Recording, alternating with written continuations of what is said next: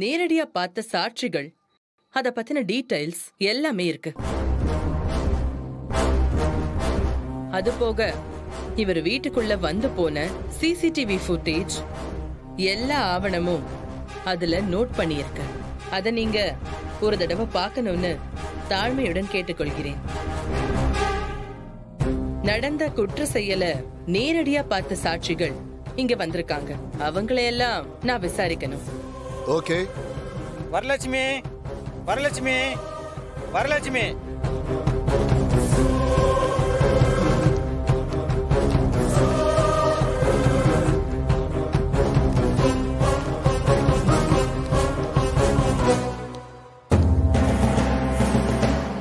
சொல்லுங்கம்மா, என்ன பாத்தீங்க?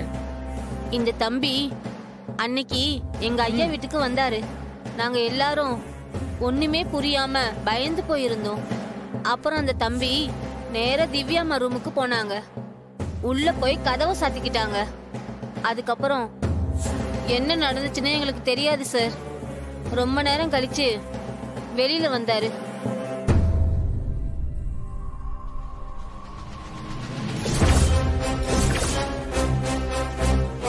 அப்புறம் கொஞ்ச நேரம் கழிச்சு, அம்மா என்னமாச்சு, ஏமா அழுகுறீங்க? என் வாழ்க்கைய அழிச்சிட்டான் படுபாவி. வீட்டுல யாரும் இல்லாதப்போ என்ன இப்படி பண்ணிட்டான். என் வாழ்க்கையே போச்சு. அப்புறமா இவர் தப்பு பண்ணிருக்காருன்னு எங்களுக்கு தெரிஞ்சது.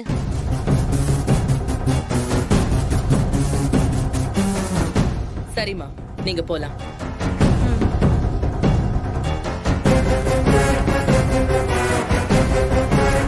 முனுசாமி, முனுசாமி, முனுசாமி.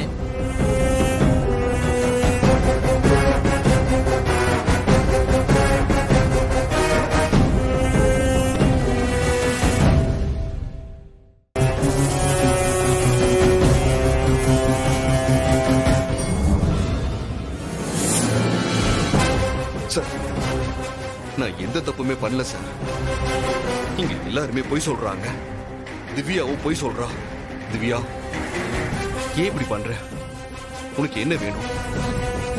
எனக்கு நியாயம் வேணும். என்னை கல்யாணம் பண்ணிக்கிறேன்னு பொய் சொல்லி ஏமாத்தின. இப்போ வேற ஒருத்திக்கு தாலியை கட்டிட்டு ஏன் வாழ்க்கைய... திவ்யா, திவ்யா, நடிக்காத.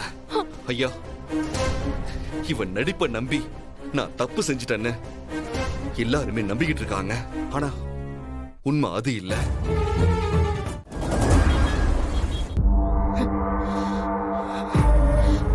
என்ன மேடம், எல்லார்கிட்டயும் சொல்லி தானே வச்சிருந்தோம். எப்படி உங்க அசோசியேஷன்ல இவருக்கு மட்டும் பெர்மிஷன் கொடுத்தாங்க?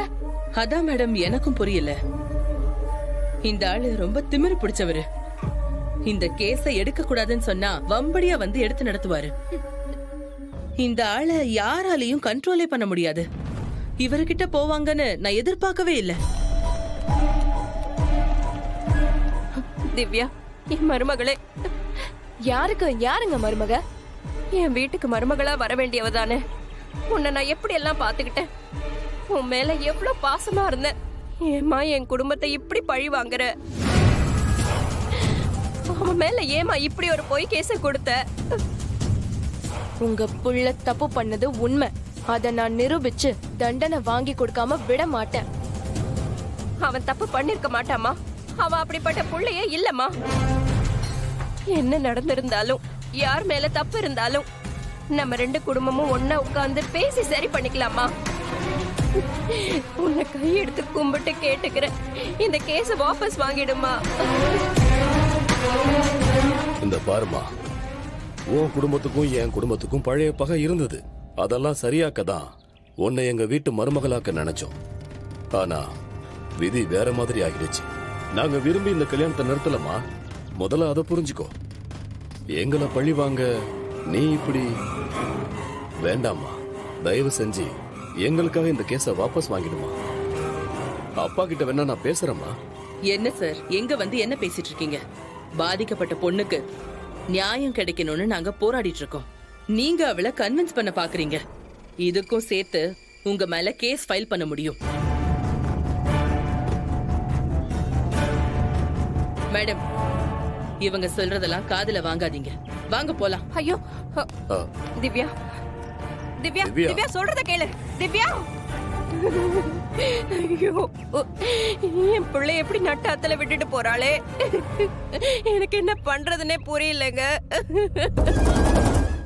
ஐயா, குற்றத்தை நிரூபிக்கிறதுக்கு முன்னாடியே குற்றவாளின்னு சொல்றது ஐயா எந்த வகையில நியாயம்?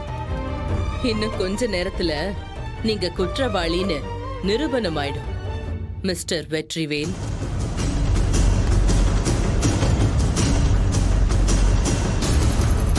அவரது கோரிக்கை நியாயமானதுதான். மரியாதையா பேசுங்க.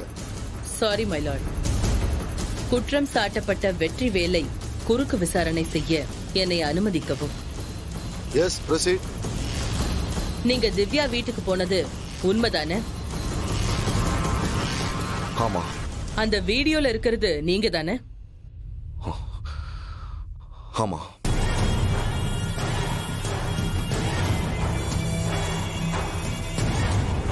எதுக்காக அந்த வீட்டுக்கு போனீங்க? திவ்யா தான் வர சொன்னா. எதுக்கு? நான் அங்க வரலன்னா இப்பவே சூசைட் பண்ணு என்ன மிரட்டினா. அவ உயிருக்கு எதுவுமே ஆயிடக்கூடாதுங்கிற பயத்துலதான் நாங்க போனேன். நல்லா இருக்கே இந்த கதை. அப்புறம் நான் அங்க போய் அவளுக்கு அட்வைஸ் தான் பண்ணேன். அப்புறம் நான் அங்கிருந்து கிளம்பிட்டேன். நான் அங்கிருந்து கிளம்புனதுக்கு அப்புறம் அங்க என்ன நடந்துச்சுன்னு எனக்கு தெரியாது. இதையெல்லாம் சொல்லும் போதே உங்களுக்கு மனசாட்சி உறுத்தலையா?